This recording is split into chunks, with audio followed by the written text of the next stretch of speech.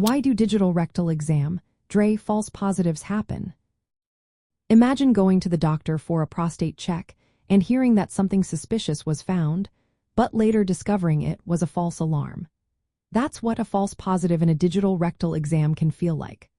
A false positive occurs when the exam suggests there might be something abnormal in the prostate that looks like cancer, but in reality, there is no cancer present. This can be confusing and sometimes lead to unnecessary worry or further testing. The digital rectal exam is a physical test where a healthcare provider inserts a lubricated finger into the rectum to feel the size, shape, and texture of the prostate. Because it relies on the examiner's sense of touch, it's a subjective test and can be influenced by many factors. One common reason for false positives is benign prostate conditions. For example, benign prostatic hyperplasia, or BPH, is a non-cancerous enlargement of the prostate that happens as men age. BPH can make the prostate feel irregular, firm, or nodular, which might be mistaken for cancer during the exam. Another reason is prostatitis, which is inflammation or infection of the prostate. When the prostate is inflamed, it can feel tender, swollen, or irregular. These changes can mimic the firmness or lumps associated with cancer, leading to a false positive. Normal variations in prostate size and texture among men also play a role.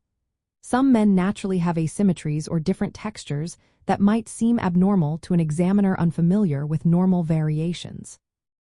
The skill and experience of the healthcare provider conducting the exam are also important. Less experienced examiners may have difficulty distinguishing benign from suspicious findings, increasing the chance of false positives. It's important to remember that the digital rectal exam alone is not very sensitive or specific for detecting early prostate cancer. It can miss some cancers and sometimes suggest abnormalities that aren't there. That's why it's usually combined with other tests, like the prostate-specific antigen blood test, to improve accuracy. However, PSA testing also has its limitations, including false positives, which can lead to unnecessary biopsies. These biopsies are invasive and carry risks like infection or bleeding. Overall, false positives happen mainly because benign conditions like BPH and prostatitis change how the prostate feels, combined with the subjective nature of the exam itself. This highlights why healthcare providers interpret DRE results carefully, considering other diagnostic information and the patient's overall health.